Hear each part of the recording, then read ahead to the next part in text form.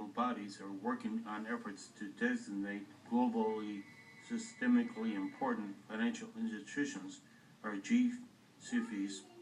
How is SOC working with global entities to ensure that SIFIs designation guidelines, both domestically and globally, are coordinated and do not put U.S. non-bank financial insurance companies at a disadvantage?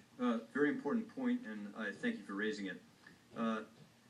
There are two things we need to do to make sure there's a level playing field. One is to make sure we have uniform standards for required capital ratios and liquidity requirements that are applied, set at the global level, agreed at the global level, and enforced at the global level. That's not enough, though. You need to make sure that they're designed in a way that they're going to be applied in a way that is as uniform. And we are very concerned that we make sure we build in additional protections into the system so the playing field will actually be level. I'll just give you an example.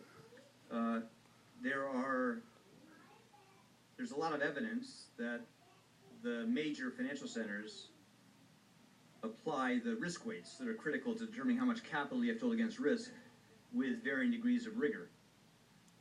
So you want to make sure that as we proceed, and we have the time to get this right, that these countries are not just committing to meet the letter of the requirement, but the actual enforcement of that requirement is as vigorous outside the United States as we expect it to be here. And this proposal to make sure we have the largest institutions held enough capital is something we're going to phase in over time, quite a long period of time.